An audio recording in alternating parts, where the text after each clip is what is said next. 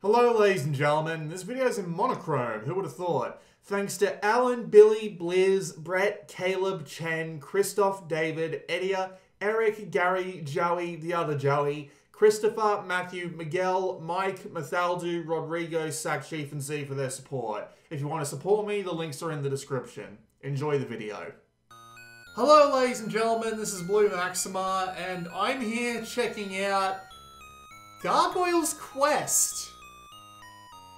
Yeah, gotta tell you, not entirely sure what made me pick Gargoyle's Quest to do a video on, but I was just playing it thinking, it might be fun to give it a shot, you know? This is all the story you get, by the way, before you actually hop into the game. Probably needed the manual to get what I really needed to hear in the story out of that, but there you go. This is a Game Boy game, an original Game Boy game, which is why it's got no color in it. And it's apparently also related to Ghosts and Goblins. I have no idea how. Let's just go and hop into the password screen. Because yes, this game is so all relied on passwords. No battery backups, no nothing. Thankfully, I have been saving my passwords, so I can actually put in the password that I have, and we can just restart the journey. It's actually a pretty simple password. I'll give them credit for that. That's a really nice password system. It's short, and it isn't bad, so I'll give them... It isn't bad in the way of, like, weird characters or stuff like that, so I'll give them a lot of credit for that. So this game's actually like an action platformer, but when you first start playing, it isn't like that at all. It actually has some elements of an RPG. So you can actually go and talk to people, use items on them, except using doesn't really happen unless you got the item and you're standing right in front of the thing that needs it. And you can also check spots for things that are both visible and invisible, which is a nice touch. We can also talk to this guy. We should talk to this guy, because holy crap, he won 16 vials for one bloody life. More than that would be greedy. Dude, the last guy was charging me 8! Oh, it doesn't really matter. I don't really need many more lives than that anyway, or at least I would hope. So, you get vials throughout the game, and that actually goes into your inventory. And here's your inventory. You got your levels up in the top left, which is just how high you can jump, how far you can float, and how many health points you have. There's also your different kinds of magic, which basically just changes your shots. And your items, including, yes, there is a fingernail. That is the first item you get. I don't know why. You can also see the amount of lives you have, which is the talismans, and the amount of vials you have. You find vials via just playing the game, and you trade them in for lives. That's pretty much it. You don't need to do that much else with them. I was holding on to them thinking, they might be used for something, but no, you just have to find the guy who'll trade them with you, and trade with them. That's pretty much it.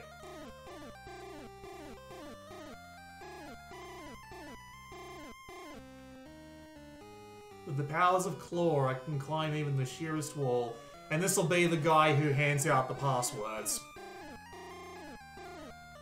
Yep, that's the password for you, if you even remotely cared about that.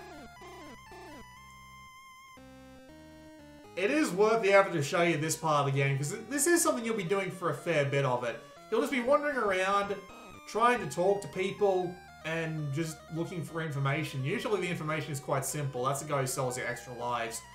Their buildings are actually identical on the inside, so you can tell pretty easily. At least once you've gone in. Hello, why are you blocking the door?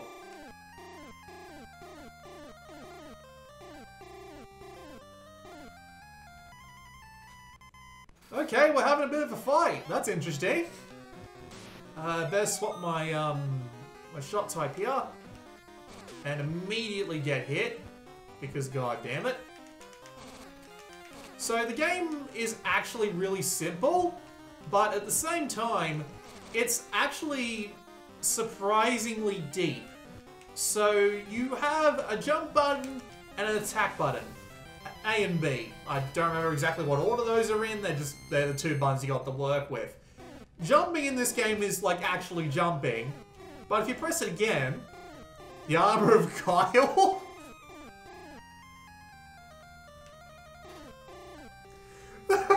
Okay.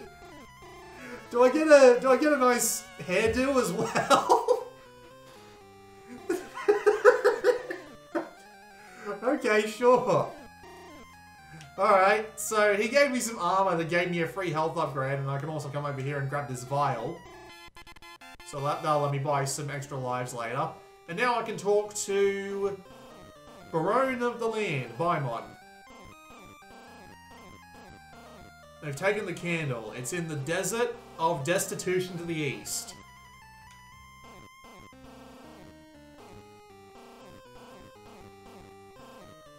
You are chicken-hearted.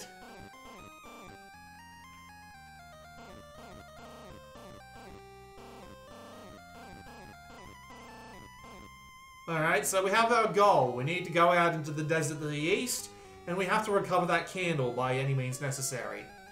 Fair enough. Do you have anything to say?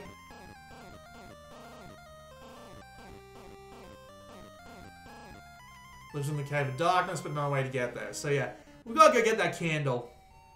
So it's out here in the desert somewhere. And look at that, I got 4 health now, which is actually pretty nice. You start the game out with 2, and you also start out with almost no wing bar, which is the wing bar down there. Your wing bar determines how much you can float for, and you float by pressing the jump button again once you are in the air. And it starts out being very low, but it's still surprisingly easy to control, and it actually gives you a lot of jumping capability. Because you can just float, and it's actually a really interesting... Ooh. Okay, it appears I'm being moved around at random. That's interesting. What's that hole in the sand there? Okay, it's not random.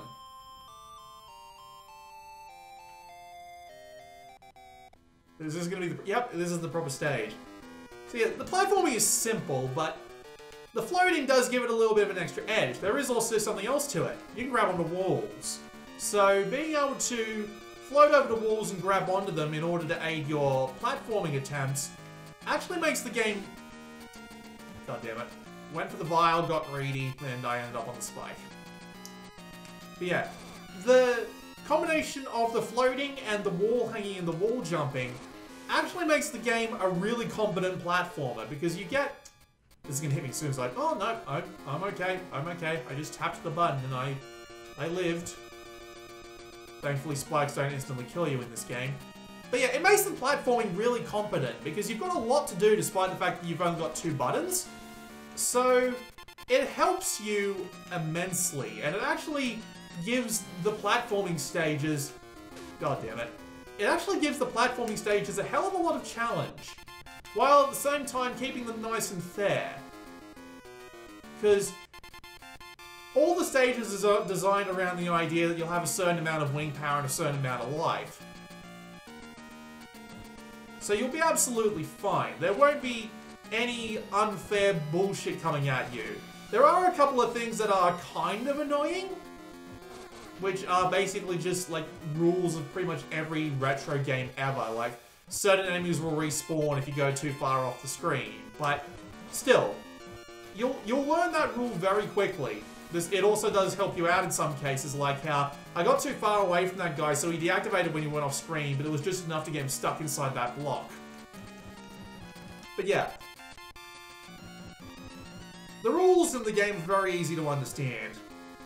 You do have the ability to shoot. Now, I have the second power-up, which is very good. It goes all the way across the screen and can actually break blocks. The default one that you get actually has terrible range to start out with. So, well, terrible range, you can only throw out one at once. So, it's not that great, but it still works well enough to deal with, well, pretty much anything you might come across.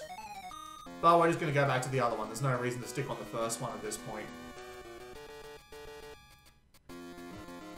Yeah, missed some vials. That's unfortunate, but it's okay. We don't need to worry too much about it because I have 7 lives. So yeah, the platforming is actually pretty competent. I'm enjoying it quite a lot.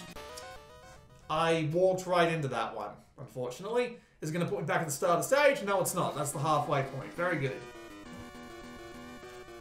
The stage length is actually pretty reasonable, considering that I was able to get to the halfway point without dying instantly. So, you know, that's kind of nice.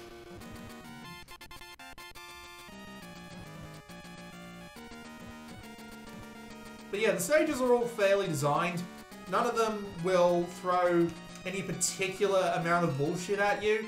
They're all just very reasonable and not hard to play stages at all, but at the same time, well, I say not hard, not unfair to play at all. They are still pretty difficult. Especially since you only start out the game with 2 hits, which is more than enough to get you killed pretty quickly. Especially during the first boss, where you basically have to go through perfectly or you only get 1 hit on the boss. But most of this game is basically just learning the stage, more or less. Learn the stage, learn how to get through it, and just try not to get hit too much on the way through so that you stand a decent chance of the boss when you do get there. Nothing wrong with this approach at all, in my opinion. It actually works pretty well. And forgot that wasn't a floaty area. Also, these guys are doing 2 hits of damage to me, which is not pleasant in the slightest. Let's see if we can get away from this piranha plant flying at me thing before I, Nope.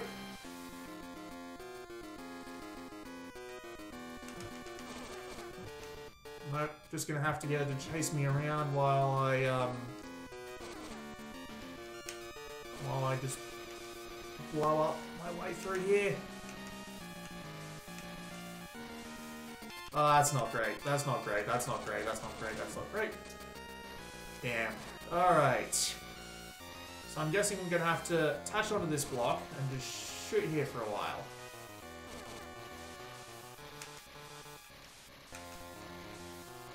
Easy enough.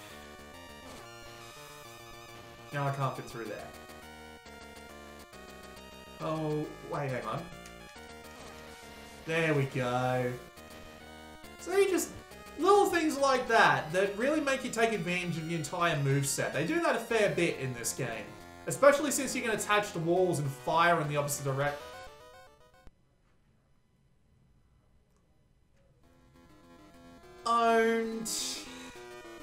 Especially since you can attach to walls and fire in the opposite direction. That's also a really nice ability that you have. You also only have a certain amount of shots on screen at a time, but if you've played these games before, you know the rules, where if you get close enough to like a wall or something, you can just fire infinitely, more or less. Also, it does some really like nice things. Like, I don't know if this is just a result of like technical limitations or what have you, but they respawn things like vials and hearts which give you health, and extra lives as well. They just respawn it all. So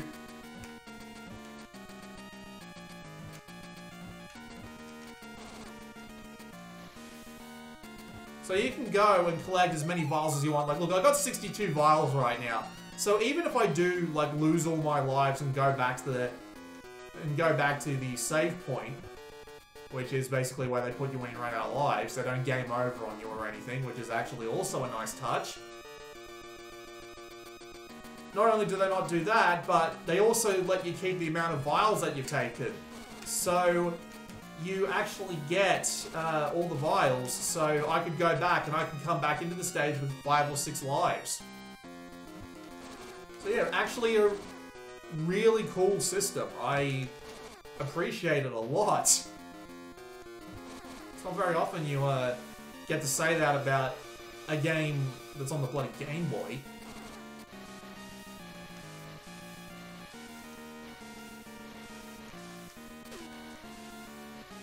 Alright, hang on. Let's get one of those bits of health back.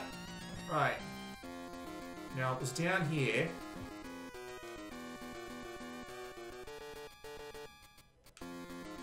Let's get my float back. There we go. Easy done. Making progress in this game always feels like an accomplishment. Especially early on when you've only got 2 hits. Because making progress in a stage where you've only got... Oh, this is a boss fight. Sure is! What the hell is that thing? Oh, okay, sure, why not? But yeah, making progress in this game really does feel like progress. Especially when you... Bollocks, get out of me.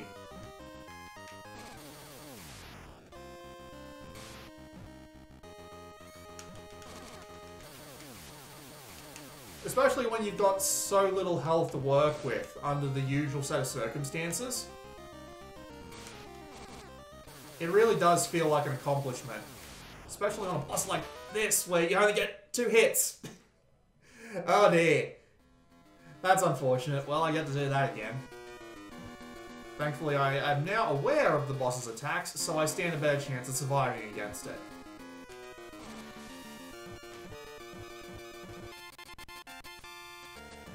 But yeah, it really does feel like you're making constant progress and slowly getting better at what the game has to offer.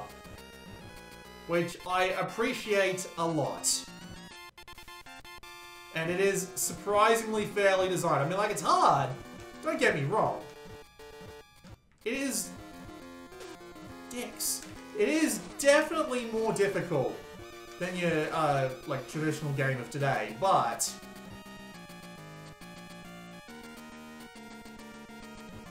it is still super fair, and I did that to myself. Honestly, I probably should just take the kill, but... I am nothing if not stubborn.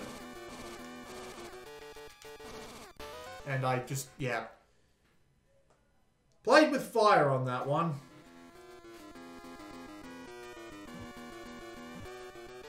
What else can we talk about? Graphically, the game is actually pretty good looking for a Game Boy game. I do appreciate the amount of detail they put into the enemies and the environments, especially some of the bosses.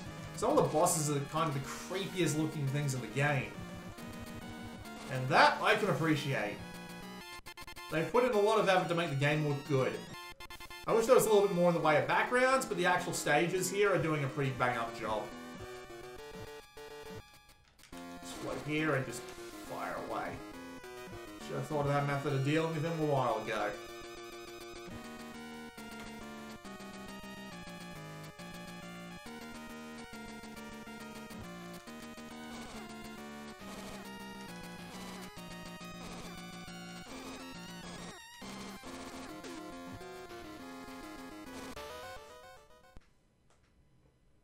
Yeah, lesson learned, I really shouldn't stand toe-to-toe with those things. How am I doing? 2 lives, but 90 vials. So that'll give me 6 lives when I have to respawn. So with the life that they give me, that's 7. But yeah, the game itself looks great. Like, I got no problem with the way it looks, other than just like a little bit lacking in the way of backgrounds. But you know, considering how the rest of the game looks, I'm willing to give it a bit of a pass on that one. It's the Game Boy after all.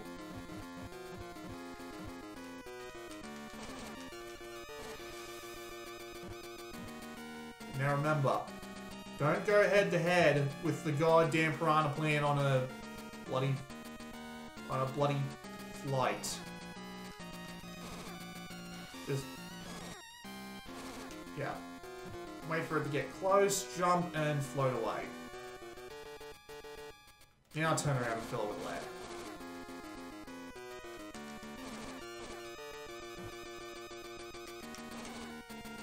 This thing can take a lot of hits.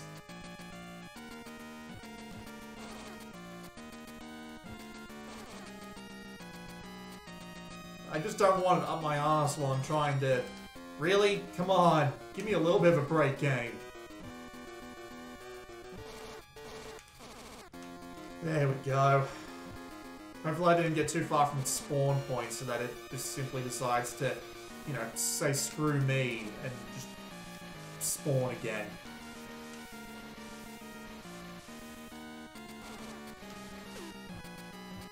Just gonna grab that.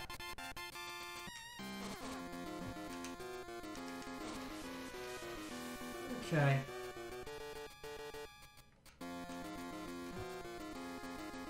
I also like the soundtrack too. I mean, it's Game Boy, so there's obviously going to be like not much in the way of just like soundtrack design, but all of the tunes that I've heard so far in this game have actually been really good. I believe it's supposed to kind of give off this theme of... Oh, you little shit. I believe it's supposed to give off this theme of just... Well, I'm going to say general despair. Like, it's meant to be a... You can jump through the platforms. That is honestly quite annoying. Come on. There you go.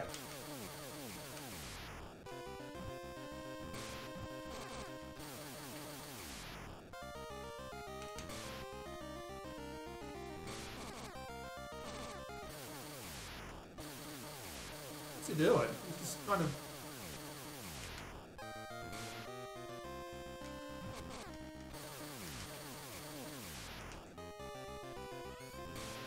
But yeah, most of the soundtrack in this game just kind of gives off this really dark vibe.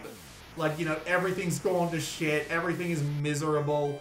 There isn't one happy thing in the ghoul realm, which it's really weird that the place that you're trying to save is called the ghoul realm. Doesn't sound like a good place very much at all. But yeah, the soundtrack is... You recovered the candle from the Desert of Destitution. You also received the Power of Claw, which I believe is actually another shot type, I'm guessing.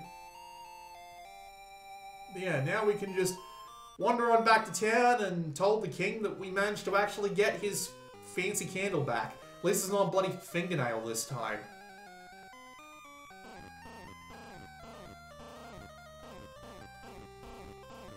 You can get to the cave where Major Eda lives by using the secret passage from this room.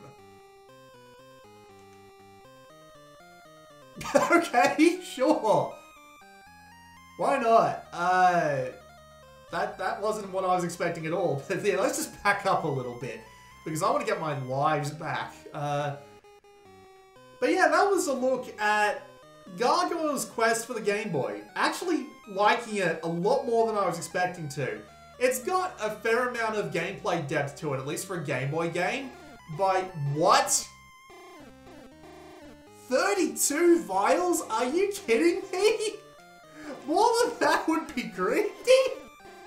Just saw at the beginning of the video.